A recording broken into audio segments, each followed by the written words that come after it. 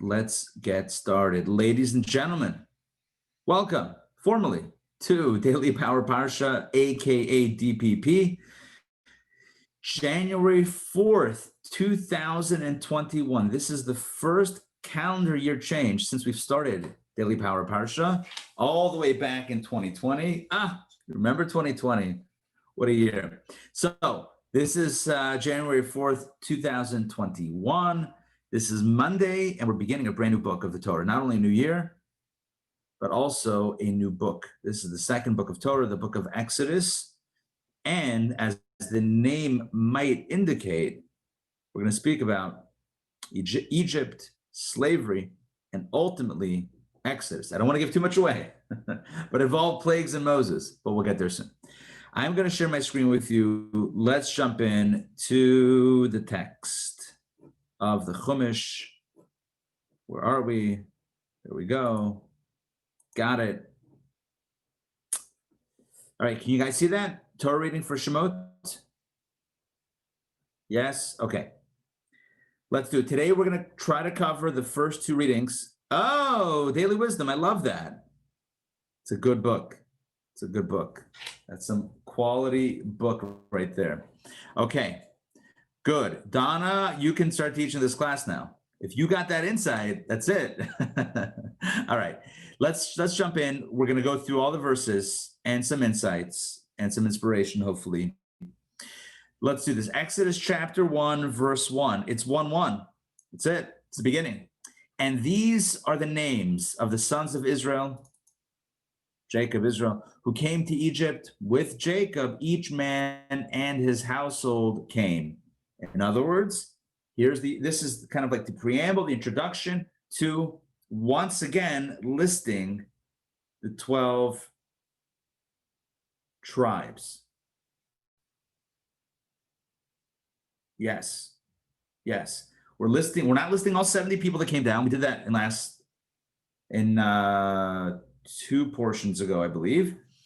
But here it lists the 12 sons of Jacob that ultimately become the 12 tribes of Israel. It says each man and his household came, which indicates that already at the beginning, they already came as sort of a clan, not just individuals that came with their household, etc. Now, one thing to note right at the beginning, these are the names. So you see that word that I just highlighted, names? In Hebrew, it's Shemot, which, by the way, is the name of the book. The name of the book is names in Hebrew. In English, we call it Exodus. I guess in English, we want to kind of evoke the big story of the book, which is the Exodus from Egypt. But in Hebrew, it's not called Exodus. It's called Shemot, which means names. And that seems like a very uninspiring name for a book. You're calling the book names because it starts off by naming the 12 tribes. So that becomes the name of the book. What about the drama? What about Egypt or Exodus or Moses or plagues or Pharaoh? Give me something to work with on this title. You're giving me names? Name sounds very, very, I don't know, too simple. Sounds way too simple. You with me on the question? Yes? Okay. I want to share just a quick insight. There are many different ways we can answer the question, but one quick insight is our sages tell us that it was in the merit of a few things.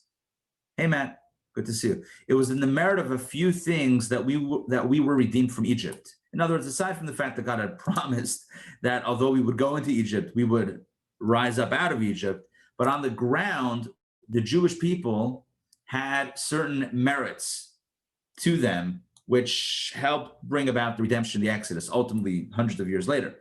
And what were the merits? Number one, they never changed their clothing. In other words, they didn't necessarily adopt the local customs. They remained traditional in their own way of dress. Number two, they maintained their own language. Throughout their time in Egypt, they spoke Hebrew, they spoke their native tongue. And the third virtue that they had that stood with them, that stood by them as a good merit, as a positive merit, was the fact they didn't change their names. They didn't become Ramses and I don't know what other Egyptian names there are. I'm out of Egyptian names. They didn't take on the names of the Egyptians. They maintained their own Jewish names. And this stood them in good merit. And so we might say that the reason why the book of Exodus is called Names is to remind us that why did the Exodus happen? Because of the Shemot, because of the names. The same names that they carried in, coming with Jacob, they came out with Moses in the Exodus, the same Jewish names. By the way, that's a plug for you and I to know our Jewish names, and also sometimes to be known by our Jewish names. Why not? And if you don't have a Jewish name, we can make it happen. But it's cool. It's a good thing to have a Jewish name, to know your Jewish name, and even on occasion to use it, especially in a Jewish context. Why not? Ray, Rabbi, go ahead. Yeah, so I don't like the fact that, like, when my father came over to Ellis Island, his name was Zucker, but they changed it to Sugarman. So Yeah. I think that was wrong. He should have been able to keep his name, the family name. I agree. But what we're specifically talking about here are first names, because last names anyway were a convention that only is pretty recent, a pretty recent convention. But I agree with you, by the way. I don't disagree with you that there's something about that tradition. But the specific power of a name connected with the soul, connected with identity, is really about the first name or the first and middle name. You are Rachelea. Am I right here or am I wrong here, Ray? You are right. Okay. The Leah has become it's a question. All right. Yeah, a question because I named my daughter Leah, but it's from a different person. I hear you. So we'll leave that for another time. Anyway, it's also cool to have a name that's mired in controversy. So that's also cool. So that's like, you're very edgy like that. Donna, go ahead. My Jewish name is Dina. Dina. I think I knew that. Nice. Beautiful. It's a beautiful name. All right. Who else? Who else knows their Hebrew name? Matt, remind me your Hebrew name. Is it Mateo? Well, no, not quite. I need to go ask my parents again because they told me it was Melch, but I'm surprised that my Hebrew name would be King. Is that doesn't strike me as normal? No, it doesn't have to be. It doesn't have to be exactly the same. No, it could be Melech. Yeah. Yeah. Okay, I was expecting, like, you know, like is king, but you know what they say, it's good to be the king. So there's nothing wrong with that. Stephanie, remind me your Hebrew name. Sivia Hersh. Sivia used to be my paternal grandfather, and his name was Hersh when he in Galicia. He changed it to Harry when he came here. Right. Beautiful. Yeah. And Karen, welcome. It's good to see you. Hello, how are you? Good. We're talking about Hebrew names because we're talking about how the name of the book of Exodus in Hebrew is Shemot, which means names. And I mentioned that one of the reasons why it's called Names, even though that's a very uninspiring, at least in my perspective, it's a very uninspiring title of a book that deals with so much drama. I mean, Exodus sounds so much more glitzy than Names. And what does Names have to do with it? Just the opening verse talks about the names. So I explained that one of the reasons why the Exodus happened in the merit, one of the merits the Jewish people have was the fact that they didn't change their Hebrew names. They stuck with them. So Karen, welcome. That's right. That mine is so easy to remember. It's a beam of light, Koran Or, a ray of light. So that's, by the way, the idea of Koran Or, that beam of light, it says that regarding Moses when he came down the mountain with the Torah tablets, it said that there were two beams of light emanating from his forehead. And by the way, that's where the mistranslation comes in, because it could either be Karen or it could either be light or horn. And that's why, I don't know why I'm laughing, but that's where the false, I don't even know what to call it, the false thing comes with Jews having horns. Anyway. So that's really interesting, because I've always wondered why there is, I mean, I know a lot of Hebrew words have multiple meanings, but I've always wondered the horn, versus light, But I think it's similar. I think in some way, if you have a ray of light, think about it. If you have a ray of light, emanating from the forehead, it kind of looks like, I mean, it's obviously not a horn, but it's protruding, if you have a ray of light emanating. Anyway, either way, bottom line is, that's why we wear kippas, to keep it all tucked in. Okay, let's welcome, that was a joke, by the way. Mark, welcome. Yes, Donna. Do we know what the key difference in the clothing was between? I don't know. I will tell you, though, that they definitely had the Jewish jewelry. That's for sure. They definitely had so I don't know exactly, the specific way of dress, but because of this, just so you know, because of this, there has always been, and what I just told you is in the Medrash, it's like from a few thousand years. So historically, there's always been an effort made to not necessarily go all in on, the style. And I mean, you could be stylish and fine, no problem with that, but reserve a little bit of traditional dress also in it. And to one extent or another, some communities are all about tradition. Some communities, including Chabad on Shabbat, you'll see there's a lot of black and white, at least for the guys, a lot of black and white garb with long traditional Polish long coats. So there's some of that. There's some of that throwback stuff. And the question is, back then, well, at some point it must have been in style. There's always been an effort to kind of be a little bit different, just a little bit, create some sort of distinction, which I think is good. Look, I think we know today that there's something beautiful. It's not exclusive to Judaism and Jewish people, something beautiful about a people preserving their culture and their heritage and their dress and their way of speaking and their tradition. It's beautiful. So nothing dissimilar. In a very similar way, we have this teaching about Judaism. So again, that's one insight into the name of the book, which is names, Shemot in Hebrew, which evokes the unique tradition. Okay. Oh, and one more thing. On a very simple level, having your own unique traditions, dress, language, culture, that actually helps a person remember who they are, right? It helps a person not lose their identity and just become totally assimilated into the larger culture. So on a basic level, how did the Jews survive 210 years of Egyptian exile and not end up just Egyptian? How'd that happen? But you never have to ask me if I'm okay. Hold on. Okay, so how did that happen that we survived 210 years of exile and didn't just become Egyptians and lose our identity totally? Little things that we kept, that we preserved. So again, it's not even a spiritual thing. It's like a very practical thing. Let's continue. Let's get the names. We talked about names. Here are the names.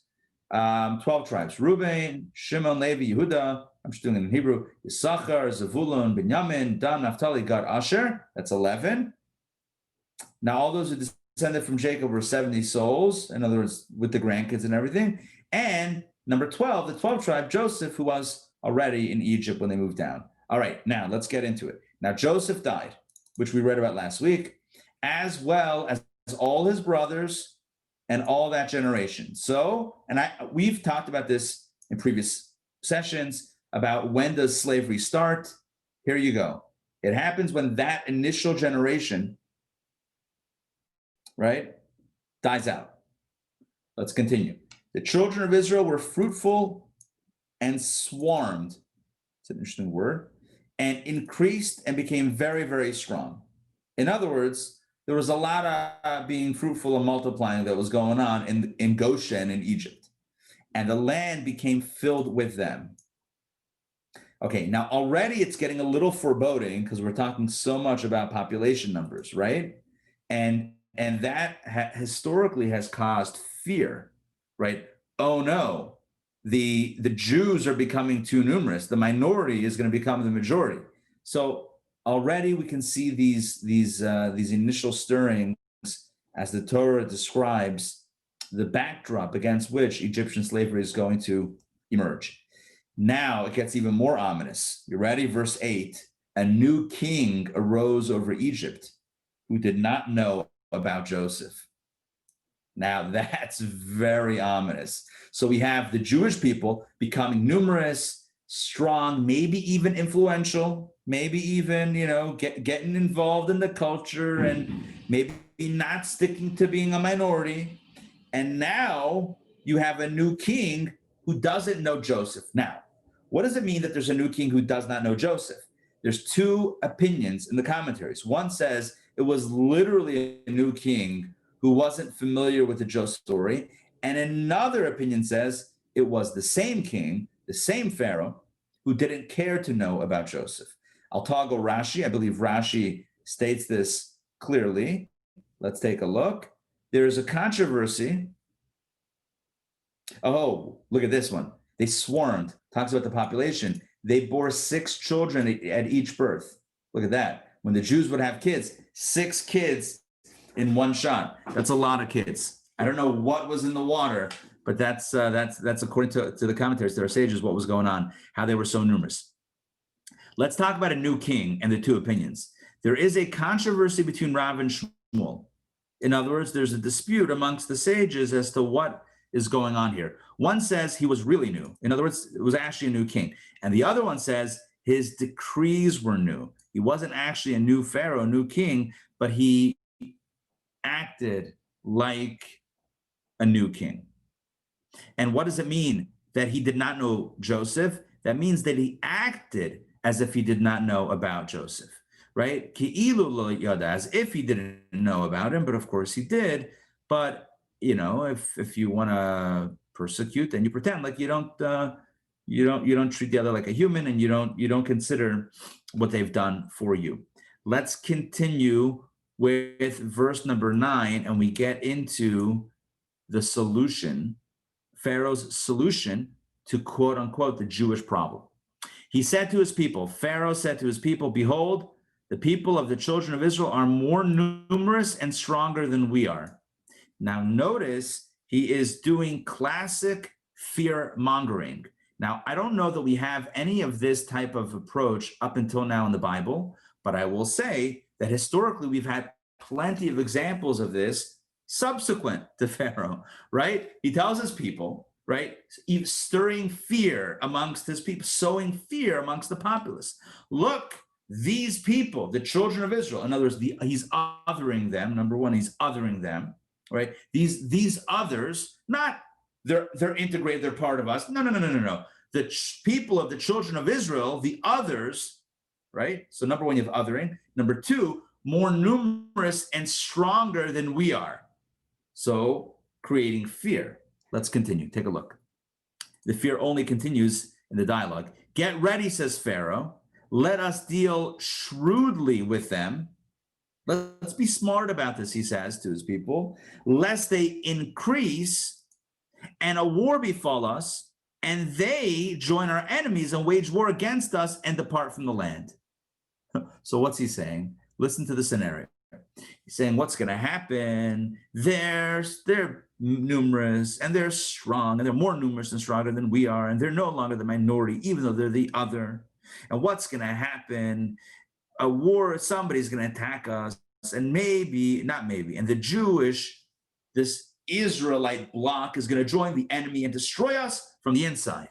And we're doomed. We're done. We're gone for, unless we act shrewdly with them, unless we take the initiative, unless we circumvent or preempt the Jewish problem. Aha, ingenious, right? Classic, right? I mean, it's been done 1,000 times since. First time it's discussed in Torah, but it's the template by which dictators and anti-Semites operate, right? You got a little fear-mongering, you get a little bit of othering, and you incite the mob. That's it. That's what happens, right? All blood libels and all pogroms and inquisitions and auto de fas and expulsions and all this stuff. Same story. Different countries, different characters, different kings, same story. So what they do? So what was the strategy, right? Pharaoh says we need to deal shrewdly with them, right? We gotta make sure they don't hurt us. That wasn't the intention, right? But we have to make sure they don't undermine us and destroy us. So what they do? Verse 11. So they appointed over them, in other words, the Egyptians appointed over the Jews tax collectors to afflict them with their burdens. And they built store cities for Pharaoh, namely Pithom and Ramses. So what do? They're tax collectors that were afflicting them with burdens, saying you got to pay, you got to work and pay and pay all this money as tax and all this work as a tax to Pharaoh. And they built store cities. The names of the store cities were Pithom and Ramses. Now, just to let you know, it's been often said that the Jews built the pyramids. I don't know about the pyramids, right? The Torah doesn't tell us what shape the buildings were, right? It does say that they built store cities, right? What are store cities? It doesn't mean like shopping malls. It means like storage cities, like cities and buildings where you could store things. Is that a pyramid? I don't know. Was Pharaoh conducting a pyramid scheme with the Jewish people? Who knows? I don't know. I don't think there's any biblical historical evidence. There may be archaeological evidence that people have found or are looking to find, but in the Torah itself, I don't believe you're going to find any definitive approach to that. But the notion that the Jews built cities is absolutely right here in Torah. One thing that I'll share with you from the Medrash, our sages tell us that Pharaoh had them build cities on shaky ground. So they would build cities and build buildings, and then the earth would shift and the buildings would collapse, and then they would have to start over again, which is very demoralizing. So it wasn't just slavery and servitude and forced indentured servitude and forced labor. It was also demoralizing labor. It was building something that ultimately wasn't going to last, that was going to be destroyed. Anyway, let's continue verse 12. But as much as they would afflict them, as much as the Egyptians afflicted the Israelites, so did they multiply and so did they gain strength. It didn't work. The Jews kept on reproducing, kept on getting strength, and they weren't slowing down. And they, the Egyptians, were disgusted because of the children of Israel. Now I want to toggle some Rashi over here, some commentary. Let's check out some insights over here. Okay, first of all, on the verse that mentioned tax collectors, Rashi explains, now what was the tax? That they built store cities for Pharaoh. So he explains it wasn't a monetary, I tried to allude to it before, it wasn't necessarily a monetary tax, but it was a labor tax. And what was the labor? To build store cities for Pharaoh. Okay, here we go. Yeah, what does it mean that they were disgusted? So they were disgusted with their lives. Others explain, and the Egyptians were disgusted with themselves. And it's easy to understand why. Our rabbis, however, interpreted to mean that they, the Israelites, were like thorns in their eyes.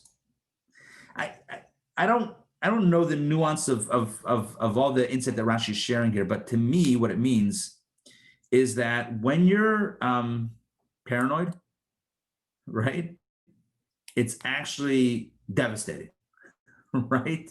Your paranoia can lead to illness, to like literal illness, because you're so afraid. Fear, right? Fear harms the one who's afraid. So I'll just stop sharing so I can see everybody. So imagine the Egyptians are like existentially, mortally afraid of the Jewish people. What's going to happen? What are they going to do? They're getting more and more and more, and it's like a bug eating at them. They were disgusted with their life. They couldn't live with the Jews when the Jews had no agenda against the Egyptians. There was no issue on the Jewish side, but they in their own heads created this fear and this concern and problem. They couldn't live with it. It was so, it was, anyway, I'm sure you understand what I'm saying. The point is the power of the mind to conjure up fear, anxieties, etc., that can be debilitating, even when they're not true. Let's continue. Yeah, Mark. I've got one thing. Early on, it says that, where was it? Let me find this. Go ahead. Let me go back to this. Let me find the Rashi. Go ahead. Okay. All right. So jump in when you got it. Let's continue. So in other words, even with this tax, this labor tax and building the store cities, it didn't slow down the Jewish people. So what did they do? The Egyptians had to increase the efforts of persecution. So verse 13, so the Egyptians enslaved the children of Israel with back-breaking labor. Now, back-breaking labor is not just physical labor, schlepping, heavy things, but befarech also means labor that doesn't have utility. So it says they would give the men work tasks that were more suited for women and women tasks that were suited for men. They were messing with them. They were trying to hurt them, not just to give them work, but to hurt them with the work. Let's continue verse 14. And they embittered their lives with harsh. One second, let me just continue this. With hard labor, with clay and with bricks, and with all kinds of labor in the fields, all their work that they worked with them with back-breaking labor. So they gave them just literally hard work, clay and bricks and labor in the field, etc. Let's just finish. Mark, we'll finish the reading and then we'll jump back in. Now, the king of Egypt. So that was one campaign. One campaign was back-breaking labor and labor with no utility. The next campaign was infanticide, killing babies. Now, the king of Egypt, Pharaoh, spoke to the Hebrew midwives, one who was named Shifra and the second who was named Puah. So these were two Jewish midwives, Shifra or Hebrew midwives, Shifra and Puah. And Pharaoh said to them, when you deliver the Hebrew women and you see on the birth stool, so if it's a son, if it's a boy being born, you shall put him to death. But if it is a daughter, she may live. The midwives, however, feared God, so they did not do as the king of Egypt had spoken to them, but rather they enabled the boys to live. But you see here what the intention of Pharaoh was. Pharaoh's intention was that the Jewish midwives, the Hebrew midwives, should end the lives of the new, God forbid, of the baby boys being born, trying to end the Jewish population jump, and doing so through infanticide, through the murder of infants. So the boys should be killed according to Pharaoh's decree, and the girls should live. What's interesting, I'll share with you an interesting explanation of the Rebbe on this. The Rebbe says there was a decree on both the boys and the girls. When you read this, simply it seems like the only decree of Pharaoh was against the boys. The girls, there was no decree. The girls can live. But the Rebbe says, no, there was a decree on the girls as well. The boys was a physical decree, and against the girls, there was a spiritual decree. So for the boys, it was end their physical life. In other words, harm their bodies. And for the girls, it was let them live. But if you look at the Hebrew, v'chaya means, and you shall make them live, which means educate them in Egyptian ways, Egyptian culture, Egyptian beliefs. And so the decree was against the girls as a spiritual decree, spiritual assimilation. So there was the physical decree against the boys and a spiritual decree against the girls. The Rebbe says that in this talk, it was in the early 1950s that the Rebbe shared this insight. The Rebbe shared that one might say that the spiritual decree was even worse than the physical decree, because the physical decree, okay, so you harm a body, but at least the soul remains intact. But if you're able to get to the soul, that causes far more damage than getting to the body. Now, again, you and I our knee-jerk reaction is to say, well, no, I mean, the physical life is the most important, but that's looking at it from a bit of a limited perspective. Looking at it from a bigger perspective, the body is anyway only temporary, but the spirit or soul is what we have eternally. And so Pharaoh's decree against the girls, which is to try to inculcate them in the ways of Egyptian society, culture, religion, belief, theology, whatever that looked like then, was on some level, on in one measure, a more severe decree. Okay, Mark, I know you wanted to share something. Jump in. Yeah, early on, it says that Pharaoh says, "Come, let us act wisely." The point is, he was an absolute dictator. He could have done anything he wished, but felt it important to enlist his nation to afflict and to destroy the Jews. He could have done it on his own, but he wanted them doing it as well. And I thought we've seen that before, and I just thought that was an interesting thing which came out. I really think that's a powerful insight. I think that's powerful. Pharaoh could have done it himself, could have made the decrees and done, but he got his people. He incited his people. He incited the fear of the people, because now he has more people, more dictators, fighting against the Jews. Any other insights, questions, comments? Yes, Donna, go ahead. So when you're mentioning how this is, just the first of so many times we're, afflicted. But I've always struck me that in the United States, where we're probably the biggest minority, like about 1% of the population, we don't get minority protective status. I always want, that's always striking, I guess, because we experienced, like in the 50s and 60s, similar to the Blacks, we were denied access to a lot of places and things. And I've told you personally, I've experienced very bad physical anti-Semitism, as a child growing up on Long Island. And so that's always struck me, because they feel like we're so powerful, I guess, that we don't need the protections. But I'll just agree with you. I mean, I think it's a very interesting point that you're making, which is we are a minority, but for some reason, whoever it is doesn't feel like we deserve perhaps that type of minority protection. I'll share with you, who told me recently, I think it was in one of the classes that we did, not that long ago in Avondale Estates, you couldn't own land or a home in Avondale Estates near Decatur if you were Jewish, right? I mean, that's well documented. And there were sections in Atlanta that were off limits to Jews. And it's, Stephanie, were you telling me this? I know. However, my neighborhood, when it was built in 56, did not allow Jews. And interestingly enough, I live exactly 2 miles from Beth Jacob, Young Israel, the Spice, all of that, the Kosher Kroger. So any original residents, it's kind of like, it's all of you, here we are.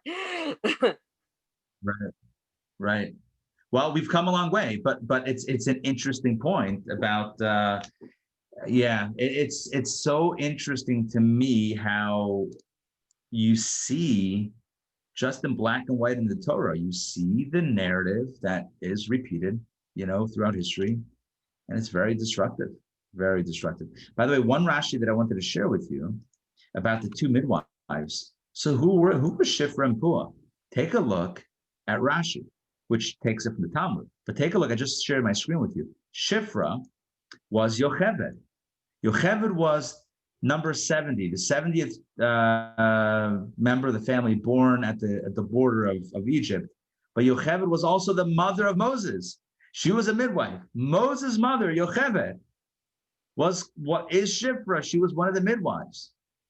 And why was she called Shifra? Because she beautified Mishaperet. Shifra means beautiful. She beautified the newborn infant. She not only birthed, but like when babies are born, you clean them off, and I don't know, you make them, I mean, they're cute anyway, but you make them, I guess that much more beautiful.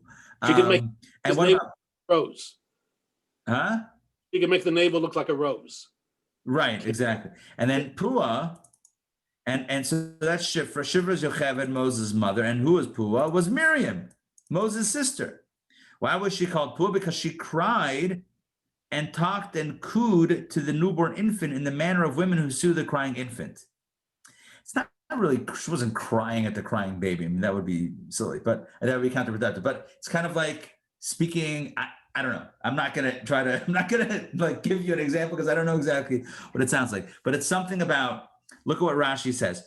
Rashi and Sota explains that she played with the infant to soothe and amuse the infant. So Shifra Pua, making the baby beautiful, comforting the baby or playing with the baby. This is what the midwives did. But one thing's for sure, they did not listen to Pharaoh, who said, kill the boys. They did not listen to Pharaoh, which takes us to reading number 2. Let's jump into this reading. This is today's reading for Monday, the second day of the week. So the king of Egypt summoned the midwives and said to them, because he's not a fool, he sees that boys are still being born, and he's wondering what's going on with my decree. So he says to them, why have you done this thing, that you have enabled the boys to live? In other words, what you doing? I gave you orders. Verse 19, and the midwives said to Pharaoh, because the Hebrew women are not like the Egyptian women, for they are skilled as midwives. When the midwife has not yet come to them, they've already given birth. In other words, we didn't do it. The Israelites, the Hebrews, they don't need midwives. We would have totally, I don't even want to say the words, but we would have followed orders. But the Jewish women, the Hebrew women, they are their own midwives. I guess if you have 6 kids at a time, you probably get used to, you probably get skilled at childbirth. Anyway, the point is that they claimed that they weren't involved. God, verse 20, God benefited or blessed the midwives, and the people multiplied and became very strong. Now it took place when the midwives feared God, that God made houses for them. So what does it mean God made houses for them? Let's see, Rashi. Basically, God is rewarding them. Look at this.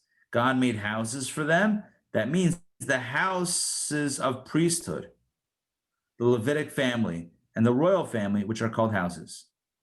As is written, and he built the house of the Lord and the house of the king, the priesthood and the Levitic family from Yocheved and the royal family from Miriam, as is stated in Tractate Sota.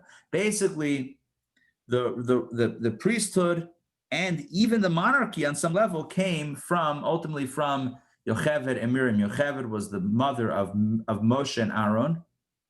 Moshe was the first Levite, and Aaron was the Kohen Gadol, the high priest. So that was that side.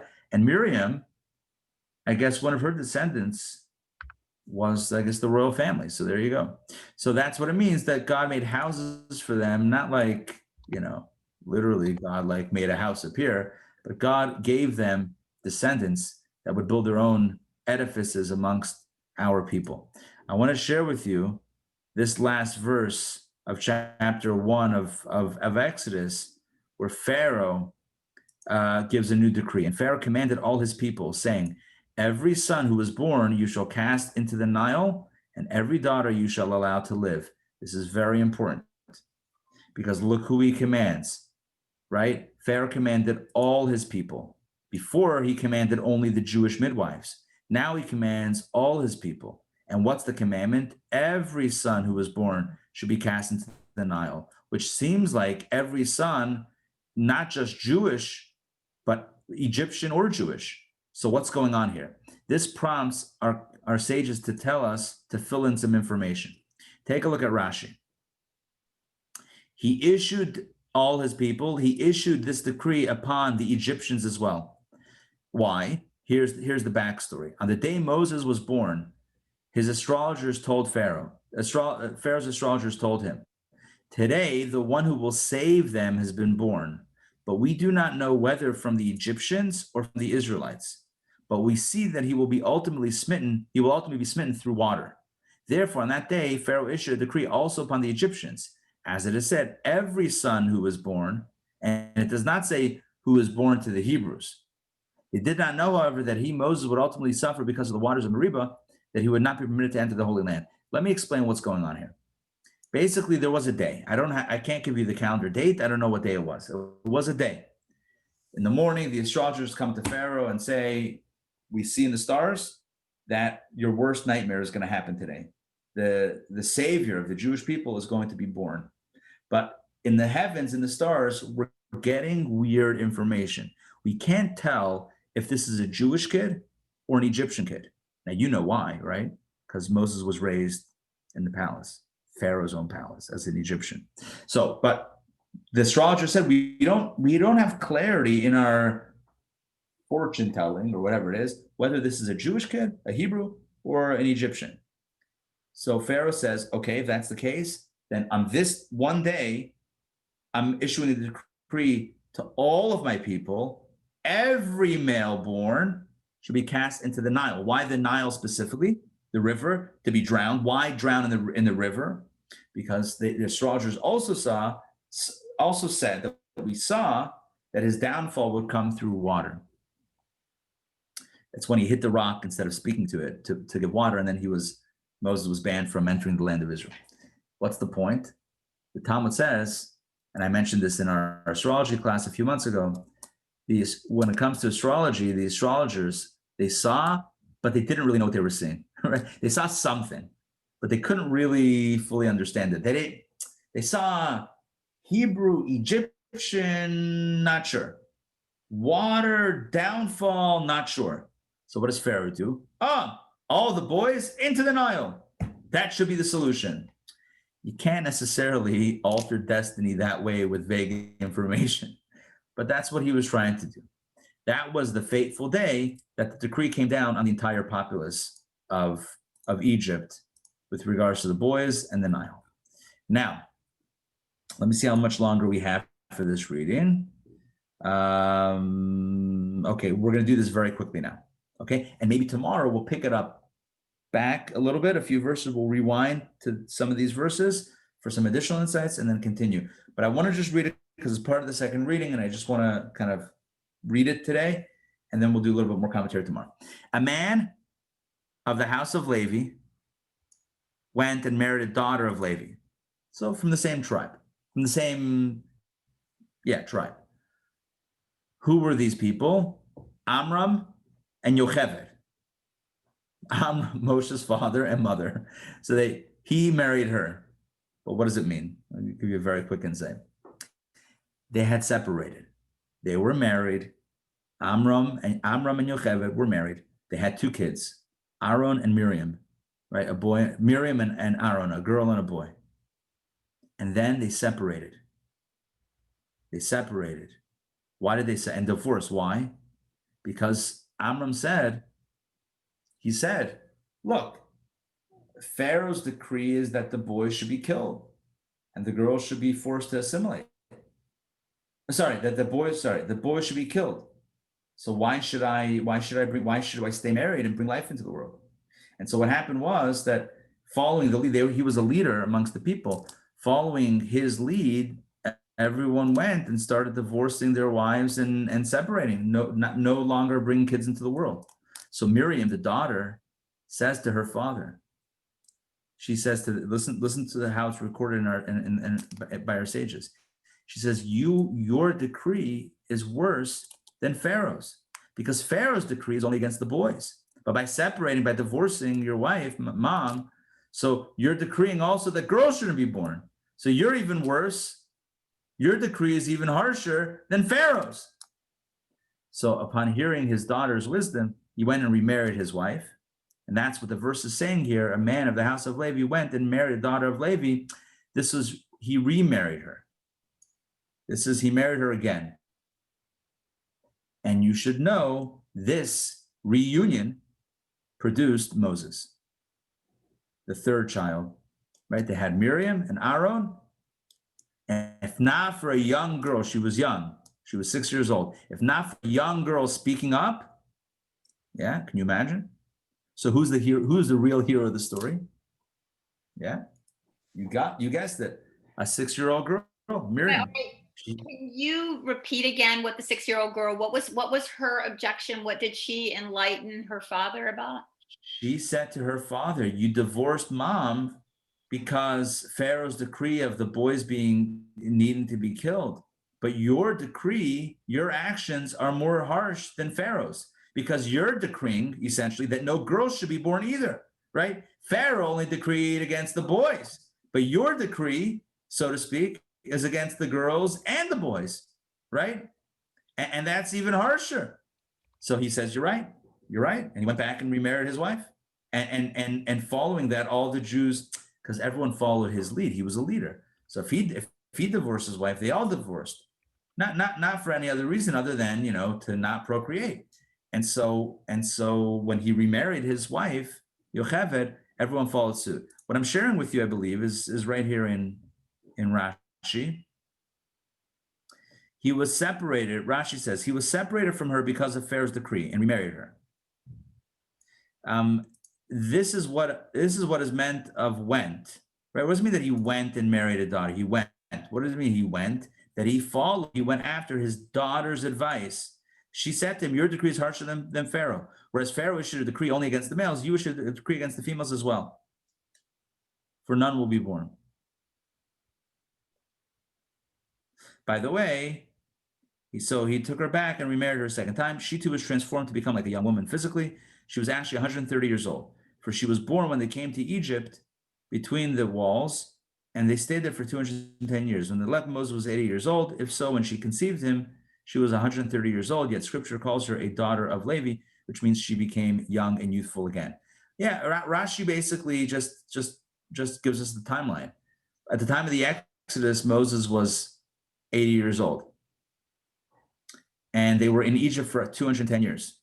That means that she was born when they first came into Egypt. That means that she was 130 years old at this time. Anyway, the bottom line is the whole story, the birth of Moses, which leads to the Exodus, etc., is because of a 6-year-old girl who says to her father, I think you're not, with all due respect, I think you need to reconsider your actions. And it just speaks to the power of truth and the power of speaking up and the power of children, the power of girls. I mean, it's however you want to frame it, it's incredibly powerful. I mean, this could be a message that carries us through the week. Just this one insight in this verse, chapter 2 of Exodus, verse number 1. All right, well, the woman conceived. I'm just going to do this quickly now and finish off, and then we'll pick it up next tomorrow. The woman conceived and bore a son, Moses, and when she saw him that he was good, she hid him for 3 months. When she could no longer hide him, she took for him a reed basket, smeared it with clay and pitch, placed the child into it, and put it into the marsh at the Nile's edge. His sister stood afar to know what would be done to him. Pharaoh's daughter went down to bathe to the Nile, and her maidens were walking along the Nile. She saw the basket in the midst of the marsh. She sent her maidservant, and she took it. She opened the basket. She saw the child, and behold, he was a weeping lad who was crying. And she had compassion on him, and she said, this one is one of the children of the Hebrews. His sister said to Pharaoh's daughter, shall I go and call for you a wet nurse from the Hebrew women, so that she shall nurse the child for you? Pharaoh's daughter said to her, go. So the girl went and called the child's mother, her mother, Yocheved. Pharaoh's daughter said to her, take this child and nurse him for me, and I will give you wages. So the woman took the child and nursed him. The child grew up, and she brought him to Pharaoh's daughter, and it became like her son. She named him Moses, and she said, for I drew him for I drew him from the water. All right, I know I just rattled off those verses very quickly, and it's because tomorrow we're going to get into the commentary, into insights and spiritual insights into it. But we just read, just so you know what we just did. I did it quickly. We read about the origin story of Moses, how he almost wasn't until he was, and then he was born, and then he almost wasn't again until he was placed into a basket on the Nile and rescued by Pharaoh's daughter. We also read how, interestingly enough, Miriam, the hero of our story, by the way, as I said before a moment ago, the hero of our story is watching everything unfold. And when Pharaoh's daughter realizes that he's crying, that he needs to be nursed, it's her idea. She says, should I call a Hebrew woman to nurse this child? And Pharaoh's daughter is so ecstatic, such a good idea. Yes. And who does she call? You guessed it, Moses' mom. And so Moses' mother, Yocheved, we nursed him and brought him back. If you notice in the verses, she kept him for the entire span of nursing for a few years, the first 2 years, if you whatever, right around that, until she brought, I don't know, a year and a half, 2 years, whatever that is, until she brought him back to Pharaoh's daughter. And she got paid. You saw that also? Pharaoh's daughter paid Moses' mother to nurse him. Not a bad deal. Karen, go ahead. Yeah, so I just wanted to go backwards. You were talking about, the protection for Jews as a minority, right? This is kind of going back to the persecution that occurred in Egypt. And so from a human resources perspective, the minorities are considered, there's Blacks, Asians, Hispanic, and Caucasians. Those are the four major, races that are considered it from human resources perspective. But while you were speaking, I wanted to see kind of what the UN looks at a minority. They do look at human rights, refers to national or ethnic, religious, and linguistic minorities. So the UN has a different definition. And, I'm just wondering if the United States, sort of the lack of recognition of Jews as a minority is because there continues to be sort of this argument about whether Jews are an ethnic group or not. Do you know what I'm saying? And some people say, oh no, Jews aren't, it's not a separate ethnic group, it's a religious group. It's not an ethnic group. And then others see Jews as, an ethnicity all unto its own. So not sure where you stand on that, but I think it does, we're seen as Jews, we're seen as for the most part, depending on, unless we happen to be Sephardic or we have Hispanic or African-American. If we're Ashkenazi, we're seen as white Americans. We're not seen as an ethnic group. As an ethnic group. Yeah. Interesting. Yeah. All right, can I jump in here with something? Respond? Because I have. Hold on, one second. Donna, go ahead. But it's interesting that Karen mentions the UN as protecting us, because we all know the UN has been, of course, the most destructive entity to us ever. Yeah. Following the birth of Israel, but but I mean, another thing about the classification, it's also supposed to be. I agree with you, Karen, that the differentiation about, are we a race or a religion, but the United States classifications are supposed to redress harms, and we definitely have had harms in the United States done to us. And to your point, the UN can define it one way, but what they do, and how they define it are definitely two different things. And so it's kind of complicated, and it goes back to something that Rabbi Ari mentioned at the beginning in terms of maintaining, certain aspects of dress and whatever. It really, kind of plays on Jewish identity if you think about it. All right. So you can wear certain things and be considered Jewish, if you've got a kippah on or whatever, or if you're from and you're wearing modest clothing. But the essence of, what we are as either a race, a religion, or both is, I think plays on Jewish identity, in the short, intermediate, and long term. I think it's always been a big question.